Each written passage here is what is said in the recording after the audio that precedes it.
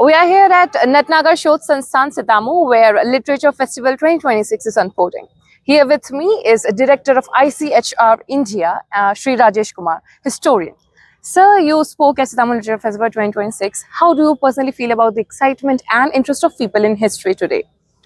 Yeah, actually, as I told you there, literature and history has a very close connection, and for that matter, both of these aspects are, not complete without each other. So therefore, I find people very much interested in literature as well as in history, and that is why I also tried to connect the literary sources and their contribution in writing the history, particularly the history of India's freedom struggle, wherein I cited Bhagavad Gita. I also cited Vande Mataram and other creations by Bankim Chandra Chatterjee.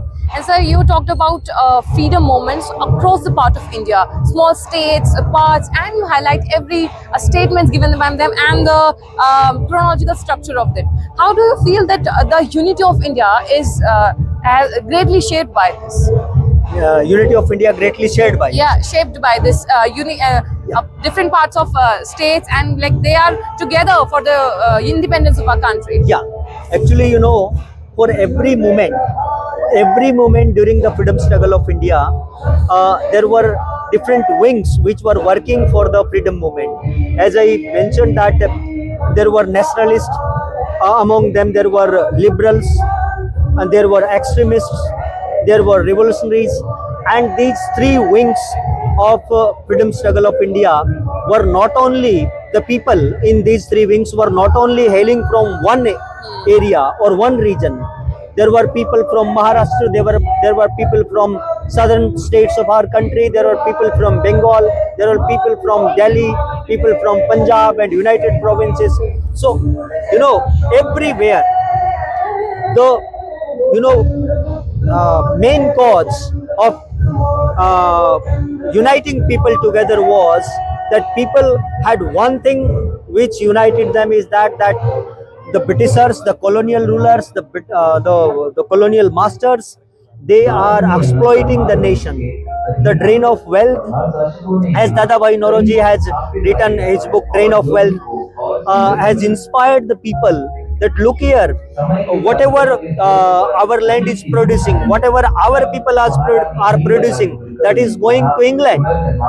And that drain of wealth, particularly, that united our people, that we should be united and we should fight against the atrocities by these colonial rulers.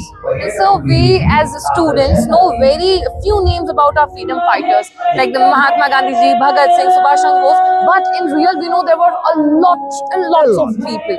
And when we particularly read about history, we know that it's not the work of just one man. Yeah. So how do you personally feel when you get to know about this vast ocean of history? Very, very pertinent question. I just would like to mention one important source, and that is, in 2007, our government of India, the Parliament of India, they constituted a parliamentary committee, and that parliamentary committee was in commemoration of 60th year of India's independence and 150th anniversary of this first war of India's independence, that is 1857. So for that matter, I was also one among the authors who wrote that 5-volume series that is called Dictionary of Martyrs, Shaheedon Ka Dictionary. And that Dictionary of Martyrs have more than 13,000 individuals who fought for the cause of our nation and who laid down their lives. And these 13,000 people includes civilians, those who were there Indian National Army, and the tribals who fought for their land against the British policies, the peasantry, and those who were resisting again, for the agitation for responsible government in the princely states. So peasants, tribes, and political leadership, and educated middle class and students and women, everybody you will find in that Dictionary of Martyrs 7 volumes book. Thank you for letting us know. I'll surely check it out. And sir, as ICHR works at publications and history, how important was it for you to bring out those academic history to public events like this? It's very challenging because Very challenging. Actually, as I told you, that this Dictionary of Martyrs, which we have written, that is also ICHR's one of the major project, and the major task of this project was to bring it into the public, and to make the people aware that look here, Mr. X, Mr. Y, and the huge number. I am citing one example. We were working on the people who participated in the 1857 uprising yeah. in Punjab. So we find one file in the British records, and this file has a tabular form, one serial number, name, parents, caste, crime committed of, and judgment. These are the tabular, and it says Mr. X, parents Mr. Y, caste मोची, कुम्हार, लुहार, ब्राह्मण, जाट, रांगड़, इस तरह से. And then they say that crime committed of, involved in plundering thanas, involved in highway robbery, and judgment, shot dead or hanged till death. So this thing, you know, raises a questions to a historian, that why only in that particular year of 1857 thousands and thousands of people were getting out of their home and involved in plundering thanas or highway robbery. Actually, this was the narrative given by the British to call them plunderers, looters.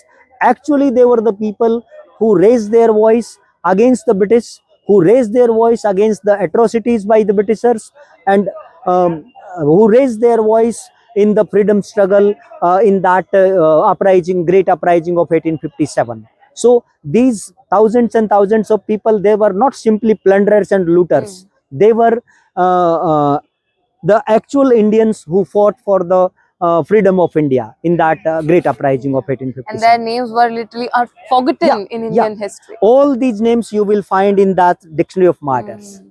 And sir, how when you were studying history so deeply and you made it sure that you want to do this, how you kept your mind so rationalized to classify the things? As a historian, in my perspective, it's a very tough job to classify things on the basis of truths, on the basis of facts, or in the basis of your feelings. Because being an Indian and being so deeply oppressed by those people, we have a national pride we can't hide. Yeah. So while learning history, even in 10th standard or while board preparation, I felt the rage inside me that why kids see how you control that. Actually, you know, a historian's main job is to control its emotions and to look into the facts and evidences and to cross check the facts. As I told you that when we got this file in Punjab State Archives or Haryana State Archives, Panchkula, it gives an impression that look here, these are simply plunderers and looters, so these are not of our use. But you know, look here, as I told you, that there are things which you know, raises questions, that why in a particular year so much of people were getting out of their homes and they are being called by the Britishers like plunderers and looters. So one thing. Second thing, you have to, that is one source, British British file, archives, which says their narrative. But at the same time, you will find a newspaper, contemporary newspaper, that is called Delhi Urdu Akhbar. Delhi matlab Delhi. Delhi Urdu Akhbar. That Delhi Urdu Akhbar narrates the then times scenario of the whole northern India and northwestern India, that what is happening there. So then Tilisme Lucknow, another newspaper from Lucknow, Tilisme Lucknow. So these other contemporary sources hain, you can collaborate with the other sources and then you can find the truth. So this is the one thing. Yes, thank you so much, sir. Talking to you felt like I'm giving answers to my 16-year-old self, which I'm so died to know. Thank you so much.